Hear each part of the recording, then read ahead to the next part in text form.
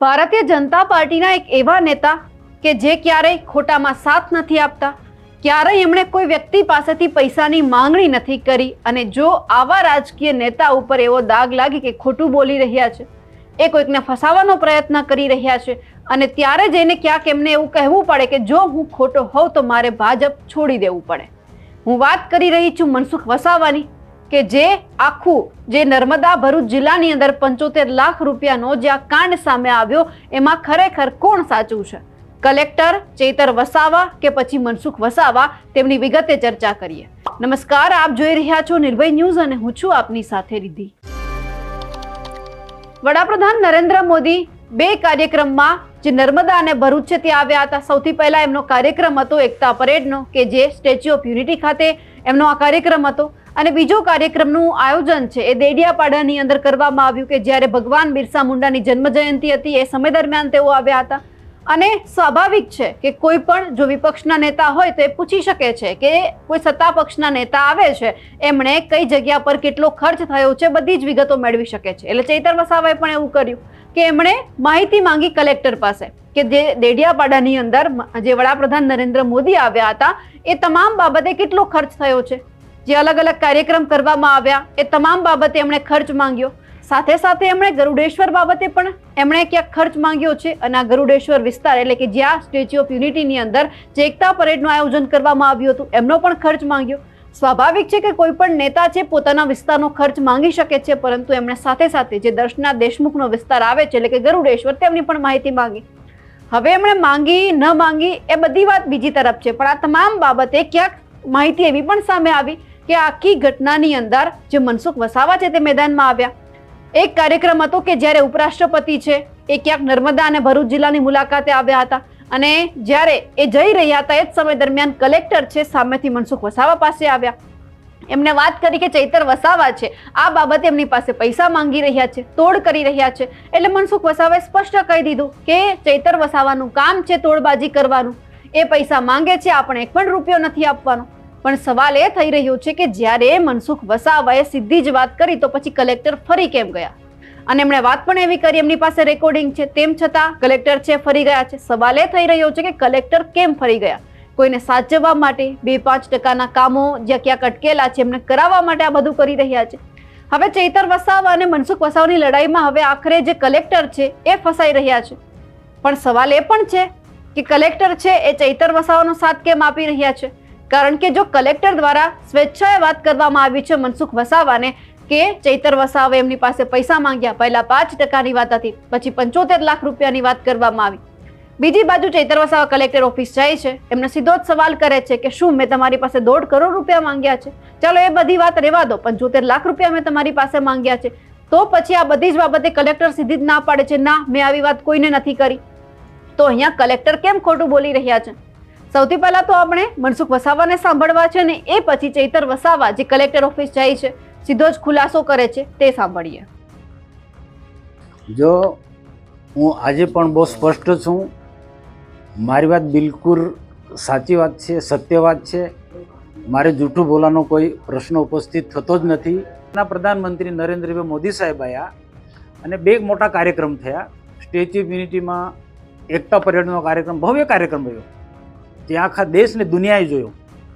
પછી બીજો દેવમોગરા માતાજીના દર્શન કરીને ડેડિયાપાડામાં ભગવાન બિરસા મુંડાના જન્મ જયંતિનો આખો કાર્યક્રમ ઉજવ્યો. એ પણ એક આદિવાસી સમાજમાં અંદર બહુ સારો મેસેજ ગયો. આવા બે ભવ્ય કાર્યક્રમ પ્રધાનમંત્રીના હોવા છતાં પણ આની હવે સંકલન સમિતિમાં એને તપાસ માંગી. એક વખત નહીં, બે વખત સંકલન સમિતિમાં એ તપાસ માંગે છે. હવે એ તપાસ માંગ્યા પછી એને નર્મદા જિલ્લા બાંધકામ વિભાગના કાર્યપાલક ઇજનેર મિસ્ટર મોદી પાસે 75 લાખની માંગણી કરી, અને એ મોદીએ કાર્યપાલક ઇજનેરે જિલ્લા કલેક્ટર મોદી એસકે મોદીને કહ્યું કે ધારાસભ્ય ચૈતર વસાવા આ પ્રકારની માંગણી કરે છે. હવે એ દરમિયાન ઉપરાષ્ટ્રપતિ કેવડિયા આવ્યા હતા, અને ઉપરાષ્ટ્રપતિના વિદાય પછી હું નીલભાઈ જિલ્લા પ્રમુખ બંને સાથે હતા, ત્યારે કલેક્ટરને સામેથી બોલાવીને કીધું, નર્મદા જિલ્લાના કલેક્ટર સામેથી બોલાવીને અમને કીધું કે અમારી આ સ્થિતિ છે, અધિકારીઓ ભેરવાયા છે, અમે અધિકારીને કોઈ ખોટી રીતના ધારાસભ્ય ડરાવે છે, ધમકાવે છે. તો એમને માંડીને વાત કરી કે ચૈતરભાઈ હોય છે 75 લાખ રૂપિયાની માંગણી કરી મોદી પાસે, અને હવે એ કઈ રીતના આપે. તો અમારા દેખતા જ એમને ફરી મોદીને બોલાયા, મોદીએ કલેક્ટરની હાજરીમાં વાત કરી. ત્યાર પછી બીજા પણ અધિકારી હતા, પણ હવે પ્રશ્ન શું છે, તપાસનો વિષય છે. બીજા બધા પોલીસ વિભાગના પણ ઉચ્ચ અધિકારી હતા, એની સાથે પણ અમે વાર્તાલાપ કરી. અને મોદીની હાજરીમાં, કાર્યપાલક ઇજનેરની હાજરીમાં, અને તે વખતે કાર્યપાલક ઇજનેરે કબૂલ કર્યું છે, બધા લોકોની હાજરીમાં, કલેક્ટરની હાજરીમાં કબૂલ કર્યું છે. કલેક્ટર પાસે રેકોર્ડિંગ પર છે, કલેક્ટર પાસે આ મોદીનું રેકોર્ડિંગ પર છે, પણ કલેક્ટર કેમ આજે આ વાતને છુપાવે છે એ મારા માટેનો મોટો પ્રશ્ન છે. કાં તો કોકનો કોક બધાની મિલીભગત છે કે શું? બાકી અમારે શું લેવા દેવા ભાઈ ધારાસભ્ય પર આક્ષેપ મૂકવાનો? અમને તો ખબર નહીં. કલેક્ટરે જ્યારે મને ને જિલ્લા પ્રમુખને આમેથી કીધું કે આ અમારી પાસે આ પ્રકારના અમારા અધિકારી પાસે પૈસા માંગે છે, ત્યારે મેં કીધું ને એક પણ પૈસો નથી આપવાનો, કારણ કે અમને ટેવ પડી ગઈ છે. અને તે જ વખતે બીજા દિવસે પત્રકાર પરિષદ બોલાવીને મેં કીધું, ના પત્રકાર મિત્રો કે ભાઈ આ રીતના છે, નામ નહોતું લીધું કે આમ આદમી પાર્ટીના લોકો આ રીતના અધિકારીને દબાવીને અલગ અલગ રીતના પૈસા વગર. જંગલ ખાતાની વાત પણ છે, આજની તારીખે પ્રૂફ નથી કરતા ચૈતર વસાવા. પછી આ ગરડેશ્વરમાં જે ખોટા બાંધકામ થયા એ ચૈતર વસાવા સંકલનમાં પ્રશ્ન પૂછી મીડિયા સમક્ષ વાત કરી, એ પ્રૂફ નથી કરતા. પછી આ ત્રીજો, એને એક પ્રકારની ટેવ પડી ગઈ છે ને આ પ્રકારના તોડ પાણી કરવાના. આટલા મોટા કાર્યક્રમો થતા હોય, સ્વાભાવિક છે કે 5-10% આગુ પાછું વહીવટમાં થતો હોય, એ બધા સ્વીકારે છે. પણ અને તપાસ માંગો તો તપાસ માંગો, તમે તપાસ માંગીને તોડ શું કામ કરો છો? અને આજે 75 લાખની વાત કલેક્ટરે કહ્યું છે, કાર્યપાલક ઇજનેર મિસ્ટર મોદીએ કલેક્ટરને કીધું ને કલેક્ટરે એમને કીધું. અને પછીથી એ લોકો બધા ભેગા પણ થયા છે. અમને કીધું જો સરકાર અધિકારીને બચાવીશું. આ જે હું જે મીડિયા સમક્ષ જે બોલ્યો કે ચૈતરભાઈ 75 લાખની માંગણી કરે છે, એ મારો કોઈ મતલબ નથી. હું કર્મચારી જિલ્લાના અધિકારીને ના તરફેણમાં સરકાર તરફથી હું તો કહું, સરકારે પણ આમાં સ્ટેન્ડ લેવું પડે, સરકારે પણ બોલવું પડે. નાનો તો સામાન્ય બાબત નથી. ના વાતની સરકાર સુધી આટલા સમયથી મીડિયામાં આવે છે, આ બધી વાત ઉપર સુધી સરકારમાં પહોંચે છે. સરકારને આમાં ન્યાય કરવો પડશે. કલેક્ટર સાચો છે, ચૈતર વસાવા સાચો છે કે મનસુખ વસાવા અને નીલ રાવ જિલ્લા પ્રમુખ સાચા કોણ છે? એ કલેક્ટરે સ્ટેન્ડ લેવું પડશે આમાં, અને રાજ્ય સરકારે સ્ટેન્ડ લેવું પડશે. હું છોડવાનો નથી, હું સત્યની લડાઈ લડું છું, હું સાચો છું. હવે સાચો કલેક્ટર છે, કાર્યપાલક ઇજનેર મોદી સાચો છે કે ચૈતર વસાવા સાચો છે, હવે તપાસનો વિષય છે. હવે જે મેં જોયું એમનું નિવેદન જોયું, કલેક્ટર કેમ આવું બોલે છે, કંઈક ને કંઈક મને લાગે છે કારણ હશે, એ મારે જાણવું પડે. કે કલેક્ટર બિલકુલ ઘસી ના પાડે છે. કલેક્ટરનું આખું તમે જુઓ, હાવભાવ તમે જો, કલેક્ટર આ રીતના દબાય છે કેમ, હું પૂછું છું.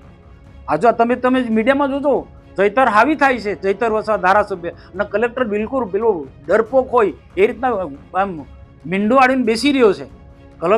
ચોક્કસ આમાં કંઈક ને કંઈક મને લાગે છે.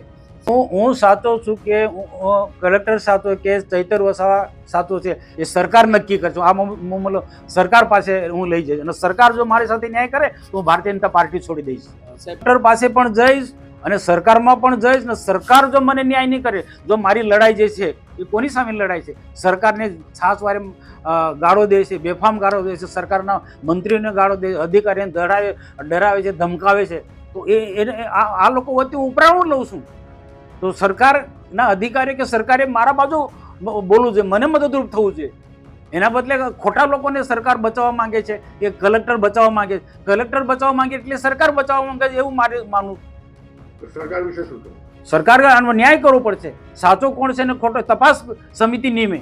બાકી નહીં શું કરશો? હું તો મુખ્યમંત્રીથી માંડીને બધાને લખે, હું એકલો નહોતો, મારી સાથે જિલ્લા પાર્ટીના પ્રમુખ નીલ રાવ હતા, અને અમે સામેથી પૂછ્યું નથી, સામેથી કલેક્ટર અમને બોલાવીને કીધું છે.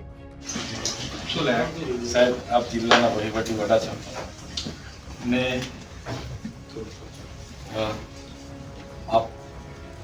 આપે એવી કોઈ મારા વતી સાંસદને અહીંયા બોલાવ્યા હતા અને નીલરાવને બોલાવ્યા હતા, અને આપે એવું કીધું છે કે ચૈતરભાઈ 1.5 કરોડ માગતા હતા, પણ માંડ 75 લાખમાં પૈતું છે અને એમને 75 લાખ રૂપિયા આપણે આપવાના થાય છે. ત્યારે સાંસદે એવું કીધું કે ના ભાઈ, આપણે 1 રૂપિયો આપવાનો થતો નથી.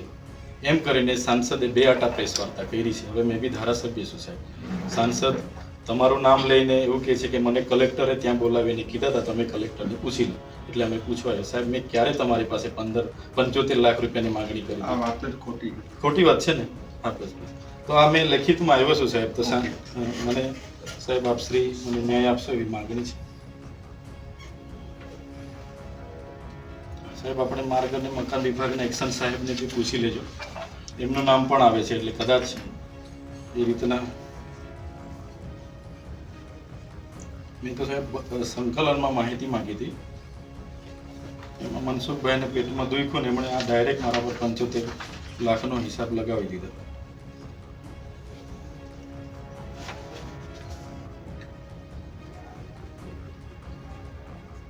ચાલો આ રિસીપ્ટ.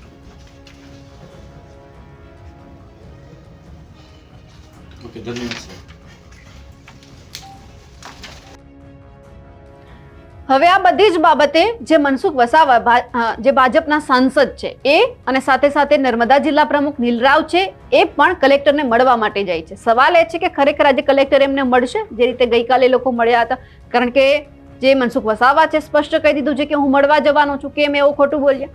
અને તમામ અધિકારીઓને પણ કહેવાનું છે કે જે સાચું છે એમને સાચું રહેવા દો, તમે ખોટામાં ન પડો, કારણ કે ક્યાંક અલગ અલગ નેતાઓની લડાઈમાં ક્યાંક એમનો પણ ભોગ લેવાઈ જાય. એટલે જો સાચું છે તો સાચી રજૂઆત કરો, અને જો તમને એવું લાગતું હોય કે અહીંયા તેઓ ફસાઈ રહ્યા છે તો જે સ્પષ્ટ વાત છે તમારે મૂકવાની છે, ખોટાનો સાથ નથી દેવાનો. કારણ કે આખરે તમે પણ એક અધિકારી છો, તમે પણ મહેનત કરીને આ જગ્યા ઉપર બેઠા છો, એટલે તમે કોઈ એક નેતાને બચાવવા માટે બીજા નેતાને તમે ખોટા સાબિત ન કરો, કારણ કે અહીંયા સવાલ એ લોકોનો રાજકીય કરિયરનો પણ છે. હવે જોવાનું છે કે આજે મનસુખ વસાવા જાય છે, રજૂઆત થાય છે કે પછી કલેક્ટર હાજર રહે છે કે નથી રહેતા. અમારા અહેવાલને લઈને આપનું શું માનવું છે કમેન્ટ કરીને ચોક્કસથી જણાવજો. સાથે જ અમારી નિર્ભય ન્યૂઝ ચેનલને લાઇક, શેર અને સબસ્ક્રાઇબ કરવાનું ભૂલશો નહીં. નમસ્કાર.